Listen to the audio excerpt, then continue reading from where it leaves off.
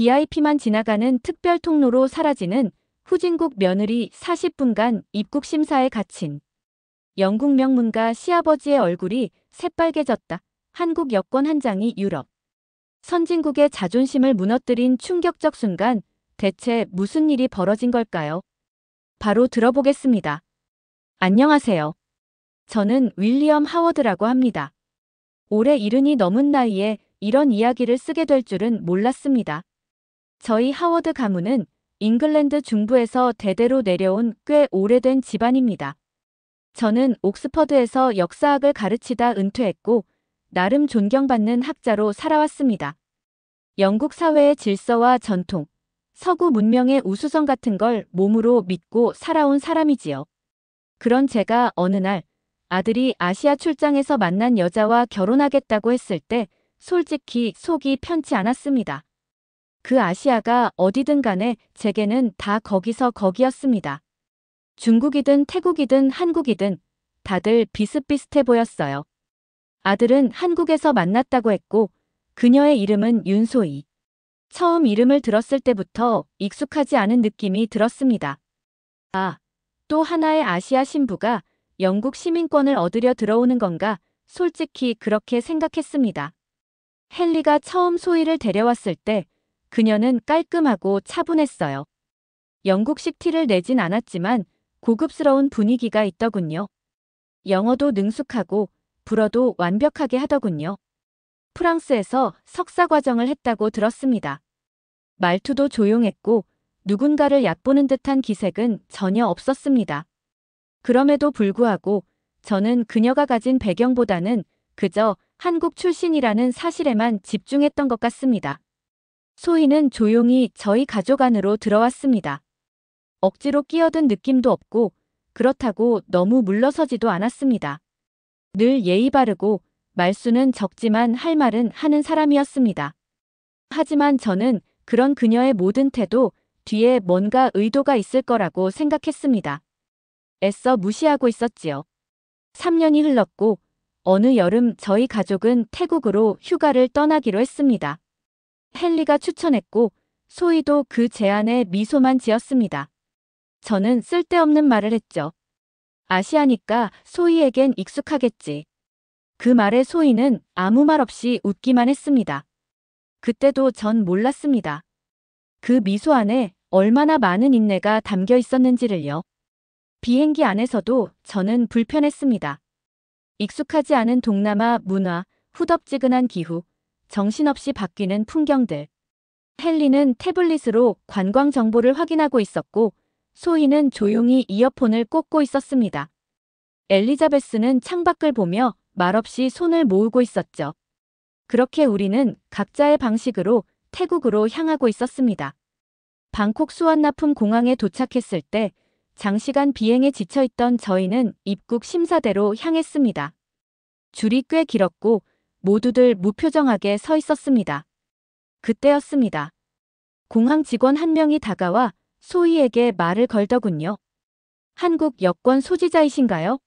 이쪽으로 오세요. 그녀는 고개를 끄덕였고 직원은 환한 미소로 소희를 안내했습니다. 그리고는 무슨 VIP 통로처럼 보이는 입구로 그녀를 데려갔습니다. 저와 엘리자베스는 어리둥절한 채 그 자리에 남겨졌고 헨리마저 무슨 일이야? 하며 멍하니 쳐다봤습니다. 우리는 일반 입국줄에 남겨졌고 40분 가까이 그 자리에 서 있었지요.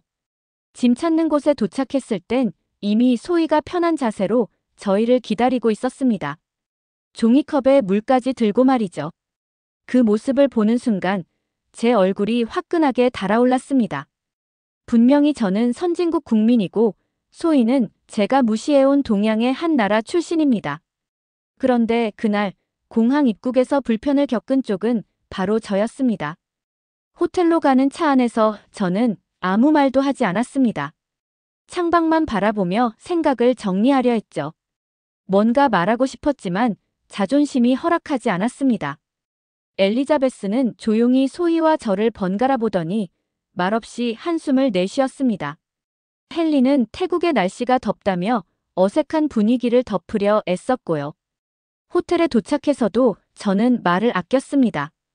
체크인을 마치고 방으로 들어가자마자 침대에 누웠습니다. 에어컨 소음만이 방 안을 채웠고 머릿속은 복잡하기만 했습니다. 그날 밤 저는 결국 노트북을 꺼내 검색창에 이렇게 적었습니다. 한국 여권 위상. 눈앞에 뜬 결과들을 보며 저는 숨을 멈췄습니다. 한국 여권은 무려 190개국을 무비자 입국할 수 있고 세계에서 가장 강력한 여권 중 하나였습니다. 영국 여권과 거의 비슷하거나 일부에선 더 우대받는 경우도 있더군요. 그 사실을 아는 순간 뭔가 묵직한 것이 가슴속에 떨어졌습니다. 그동안 제가 얼마나 많은 걸 모르고 있었는지 처음으로 실감하게 되었습니다. 그날 밤 저는 잠을 이루지 못했습니다. 머릿속에서 소희의 표정이 계속 떠올랐습니다. 공항에서, 차 안에서, 호텔에서 그녀는 단 한마디의 불평도 하지 않았습니다. 그저 조용히 미소 지을 뿐이었죠. 저는 그 미소가 진심인지, 체념인지, 혹은 조용한 반항인지 알 수 없었습니다. 제 인생 처음으로 제가 가진 세계관이 흔들리고 있다는 걸 느꼈습니다. 그 시작은 아주 사소해 보였던 소희의 여권 한 장이었습니다. 그 여권이 단순한 여행 문서가 아니라 제가 무시해왔던 세계의 무게를 증명하고 있다는 사실을 깨닫는 데는 단 하루도 걸리지 않았습니다. 그리고 그 깨달음은 단순한 당혹감을 넘어서서 제 안에 깊은 균열을 만들기 시작했습니다. 호텔에서 맞은 다음 날 아침, 저는 소희를 유심히 바라보게 되었습니다. 식당에서 아침 식사를 하던 중이었는데 소희는 깔끔한 식사 예절로 조용히 식사를 하고 있었습니다. 종업원들과는 능숙하게 영어로 대화를 나누고 있었고요. 저는 괜히 신문을 펼쳐든 척하며 그녀를 힐끔힐끔 살폈습니다. 솔직히 말하자면 그때 저는 조금 당황스러웠습니다. 왜냐하면 그날 아침 제가 인터넷으로 본 내용이 머릿속을 떠나지 않았거든요. 한국 여권이 세계에서 가장 강력한 여권 중 하나라니 그게 사실이라는 게 쉽게 믿기지 않았습니다. 그 조그만 나라 한때 전쟁으로 폐허가 됐다는 곳이 지금은 세계 거의 모든 나라를 비자 없이 여행할 수 있다니. 그 여권 한 장이 어젯밤 저를 혼란스럽게 했습니다. 식사를 마치고 우리는 방콕 시내 관광에 나섰습니다. 첫 목적지는 왕궁이었고 입장권을 사는 곳에서 또 한 번 놀라운 장면을 목격하게 됐습니다. 일반 외국인은 500바트를 내야 했지만 일본인과 한국인은 300바트였습니다. 안내판에는 태국 마이너스 한국 문화 교류 프로그램 특별 혜택이라고 쓰여 있었고요. 저와 엘리자베스는 500바트를 지불했고 소희는 300바트만 냈습니다. 직원은 한국어와 영어를 유창하게 구사했지만 영국어나 프랑스어는 전혀 안 되더군요. 그제야 저는 정말 이상한 기분이 들었습니다. 관광지에서만 그런 게 아니었습니다. 점심 식사로 들어간 현지 레스토랑에서도 메뉴판에는 영어, 태국어, 그리고 한국어가 함께 있었습니다. 영국어나 스페인어는 없었죠. 직원이 소희가 한국인인 걸 알아채자마자 환하게 웃으면서 한국어로 된 특별 메뉴를 추천해 주었고 식사를 마친 뒤에는 음료수까지 서비스로 내어줬습니다. 그 모든 장면이 낯설고 충격이었지만 소희는 그걸 너무 자연스럽게 받아들이고 있었습니다. 그걸 보면서 저는 점점 더 어리둥절해졌습니다. 저는 당황스러움을 감출 수 없었습니다. 우리 가족이 외국인 대접을 받는 건 익숙한 일이었지만 이렇게 노골적으로 한국인을 우대하는 상황은 생전 처음이었거든요. 더군다나 그 중심에 소희가 있다는 사실이 저를 더 혼란스럽게 만들었습니다. 그날 저녁, 저는 호텔 발코니에 앉아 방콕의 야경을 바라보며 조용히 생각에 잠겼습니다. 왜 태국에서 한국인들이 이렇게 환대받는 걸까? 제가 알던 한국은 그저 아시아의 작은 나라, 전쟁과 가난을 떠올리게 하는 곳이었습니다. 그런데 현실은 전혀 달랐습니다. 그 순간, 그동안 제가 아시아를 얼마나 무지하고 단순하게 봐왔는지 절실히 깨달았습니다. 아시아는 하나가 아니었고 그 안에서도 나라마다 위상과 존재감이 확연히 다르다는 사실. 그리고 그 중심에 지금 제 며느리가 있는 한국이라는 나라가 있었던 거죠. 단순히 문화가 강한 게 아니라 실제로 돈과 영향력을 가진 나라였습니다. 다음 날 우리는 푸켓으로 향하는 국내선 비행기를 타기 위해 공항에 갔습니다. 그곳에서 저는 또 한 번 충격을 받게 됩니다. 한국인 전용 체크인 카운터가 따로 마련돼 있었던 겁니다. 소희는 자연스럽게 그쪽으로 안내를 받았고 우리는 다시 일반 줄에 섰습니다. 저는 더는 참을 수 없었습니다.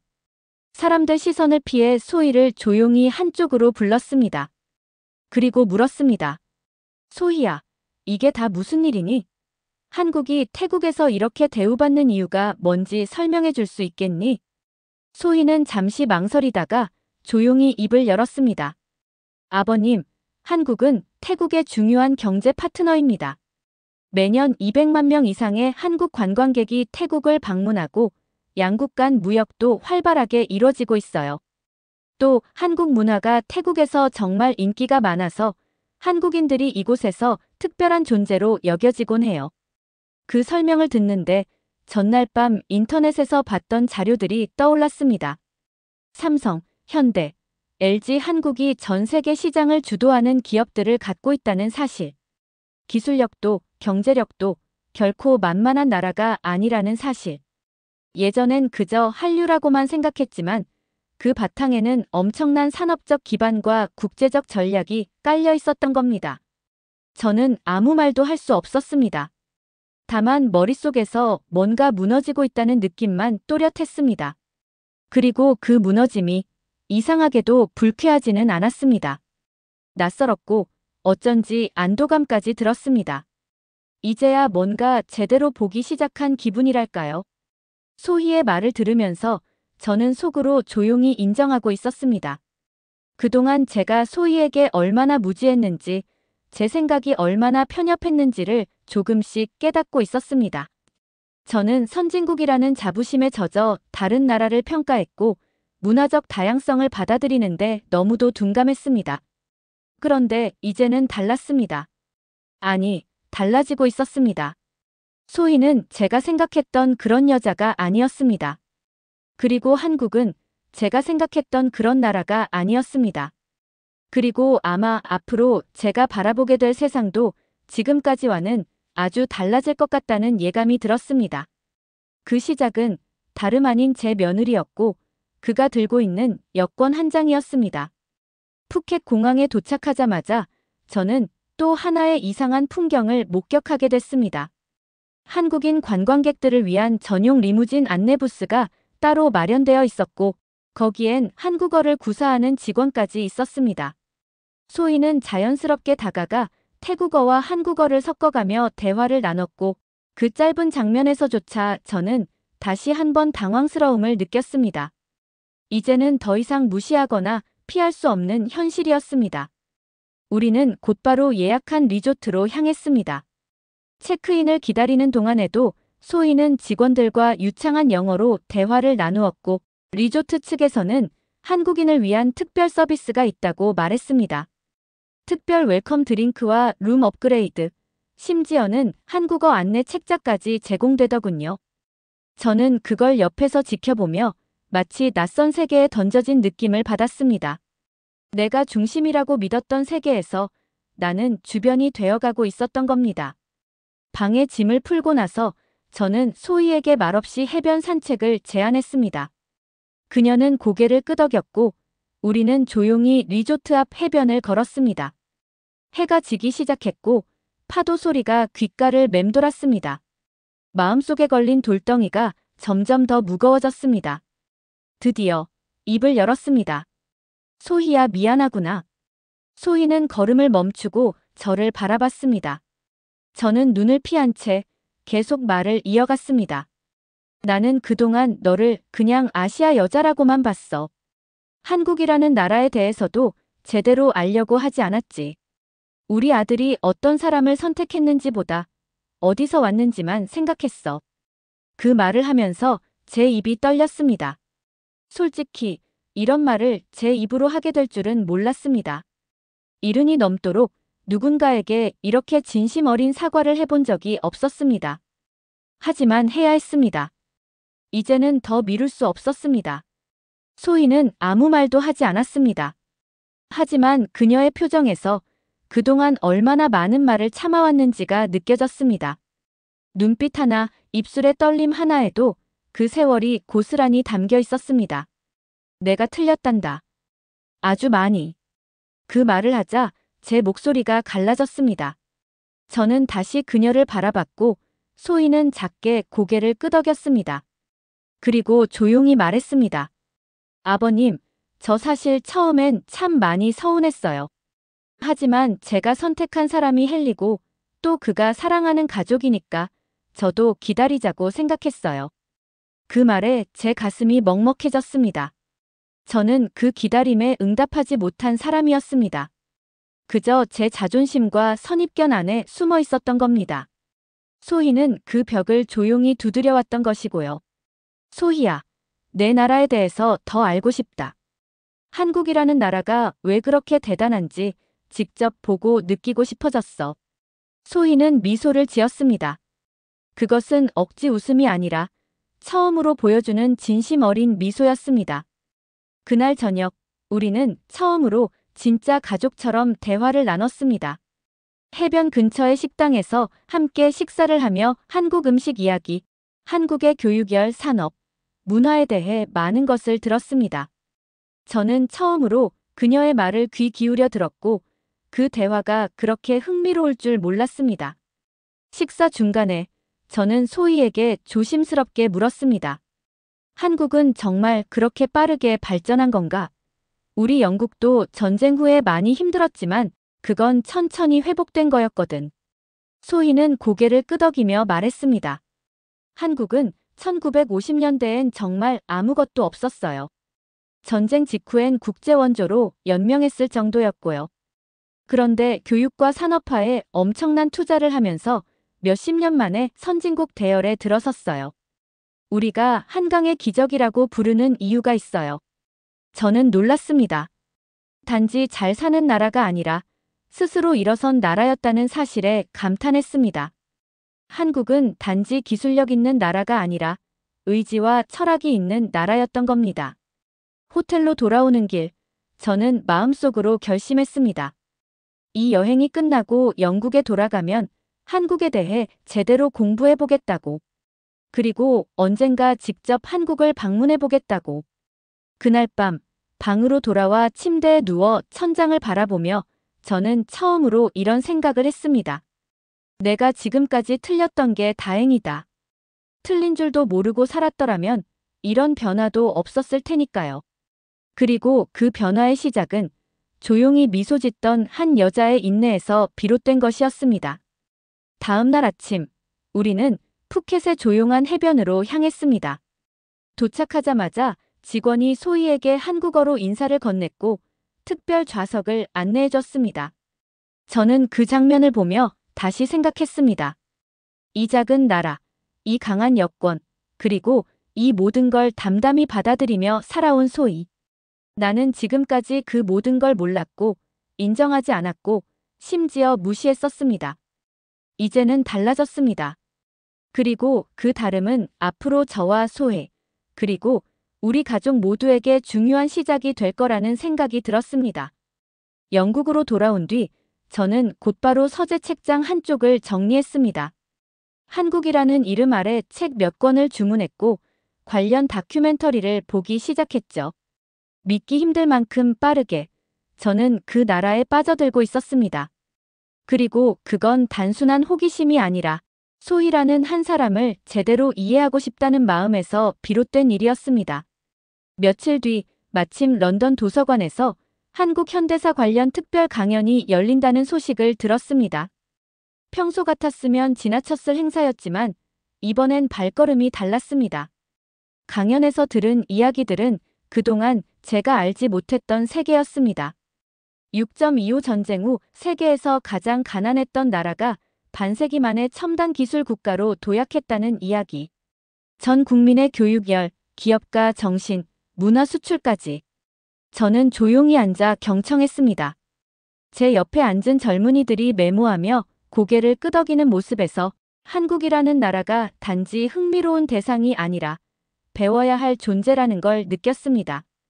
그날 이후 저는 조금씩 바뀌기 시작했습니다. 식탁에서 소희와 한국 드라마 이야기를 나누고 한식당에 가서 김치찌개를 먹으며 매운맛에 진땀을 흘리기도 했습니다. 아내 엘리자베스도 소희와 함께 요리를 배우기 시작했고 가족 식사 자리는 더 이상 형식적인 자리가 아니었습니다. 소희가 웃고 헨리가 거들고 저는 묵묵히 그 풍경을 바라보며 흐뭇해했습니다. 영국의 가을이 깊어가는 어느 날 저는 헨리와 소희에게 특별한 제안을 했습니다. 내년 봄 한국을 방문하자는 것이었습니다. 이제는 제가 직접 한국의 문화와 역사 그리고 그 놀라운 발전상을 경험해보고 싶었습니다. 소희야, 한국에 한번 가보면 어떻겠니? 소희는 놀란 듯 저를 바라봤습니다. 저는 진심이었습니다. 내가 이제야 깨달은 게 너무 많아서 그냥 책으로 배우는 건 부족할 것 같구나. 직접 보고 싶어. 내가 자란 곳, 내가 사랑하는 사람들과 문화, 그 모든 걸. 믿음의 4월 벚꽃이 만개하는 시기에 우리 가족은 한국 방문길에 올랐습니다. 지수의 고향인 서울로 향하는 비행기. 안에서 저는 설렘과 기대감으로 가득 찼습니다. 한국에 대해 많이 공부했지만 직접 경험하는 것은 또 다른 차원의 일이었습니다. 인천국제공항에 도착했을 때 첫인상부터 압도적이었습니다.